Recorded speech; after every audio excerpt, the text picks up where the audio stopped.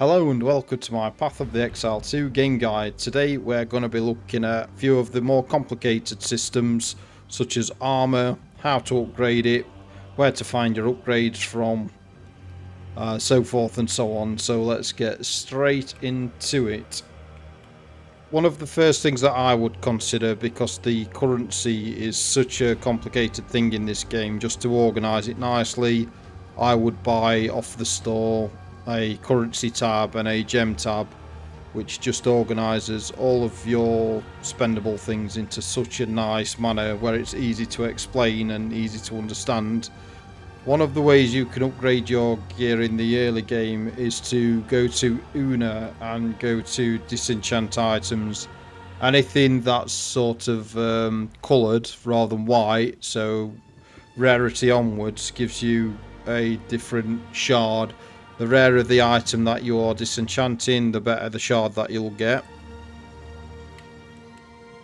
You will find stuff to disenchant all the time as well. I keep buying my currency tab, as I've just explained. It's very, very handy. As these here get to 10, you'll find that they make orbs up here. Then when you get your orbs, if you right click them just to see what they do, it'll basically turn normal items into magic items, and just upgrade them 1, 2, 3, 4 times. It'll go from white to blue to yellow, and it'll just keep on getting better and better. So just have a little play with what you can do with stuff, and you'll find that you don't have to find all of your gear. You can just, upgrade it with what you find to upgrade your items. Because one of the biggest reasons why you'll die in game is that you're unsure as to which gear to equip later on, because you find some nice looking gear at low level and then you think, oh, I'll hold on to that, and you tend to hold on to it a little bit too long before you understand the systems.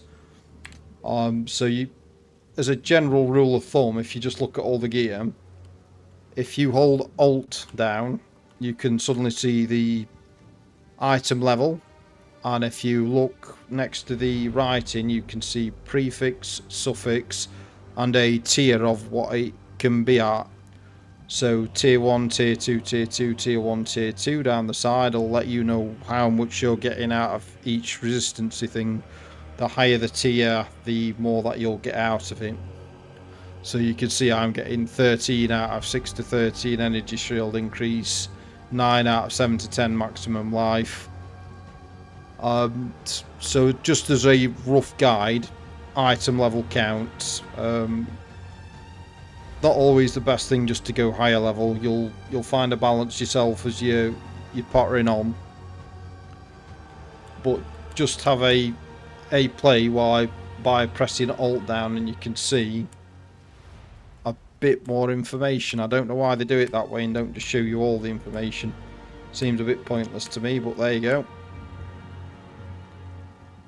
As you're questing, you will unlock your salvage workbench. This is a little bit more complicated than Una, because you need to know what items to pick up to use the salvage workbench. As you get into the game, you need to know which gear to pick up and which to leave on the ground, because you'll find lots and lots of gear and it just gets tedious. So if you notice anything with these little squares on the end, whether they're white or not, one little square means that they've got one socket, which means you can, once you've unlocked your workbench, you can then dismantle them for some really good items, which I'll show you in a minute.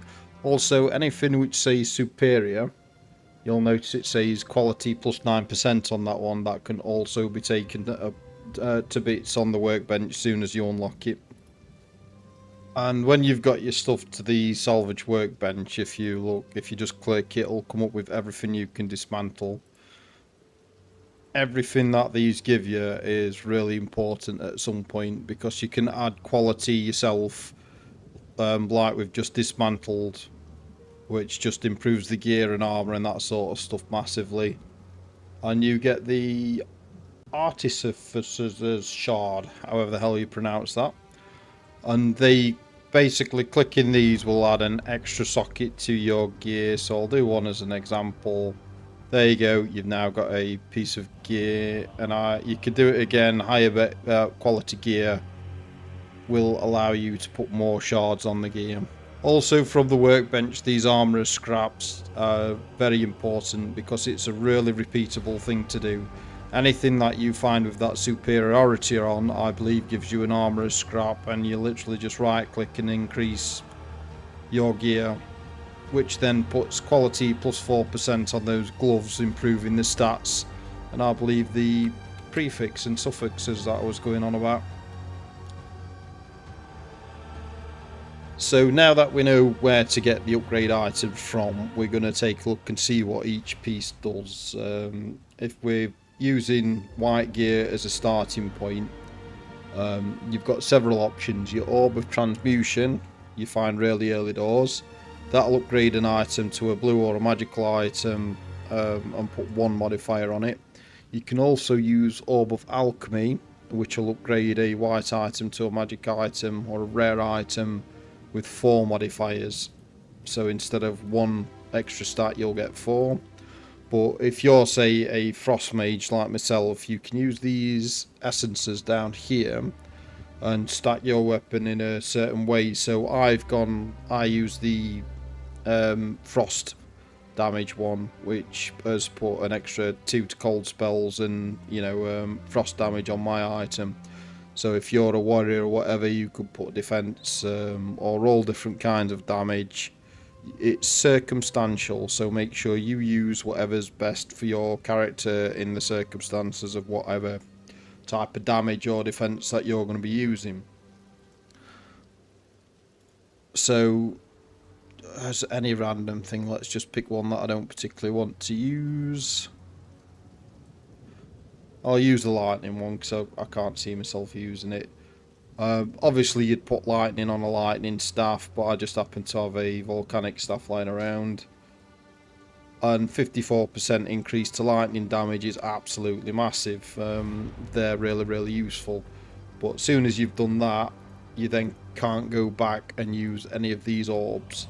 So if you're looking for stats, you use the orbs. If you go in weapon damage, you use one of these depending on what type of damage you want. Just pick cold for cold, lightning for lightning, so forth and so on. But then once you get into blue gear, you can then use regal orbs to upgrade your gear. I'll use one on my belt, in fact I seem to need to do it, into a yellow belt. So as soon as you get to the point where you're using yellow items, you can then put exalted orbs on up to 6 times per item, putting more and more stats on. And that's the basic progression route for your upgrades of how you go from stage to stage. But then on top of all that, you've got these here, your Arcanistas Ether. If you just right click, it'll add quality to a weapon.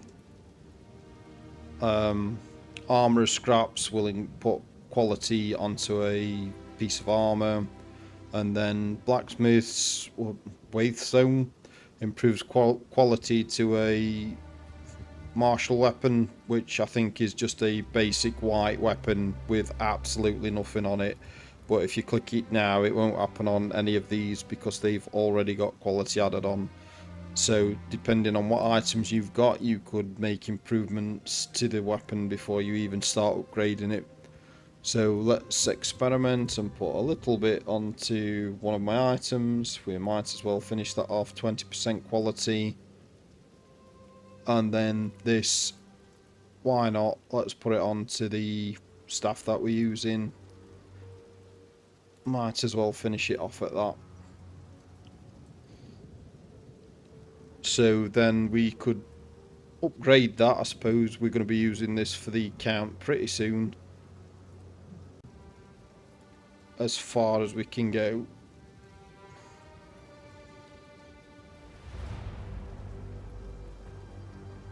So I've already done that a few times anyway.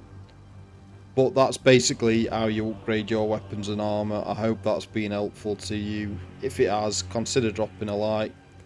Would certainly help out in the algorithm.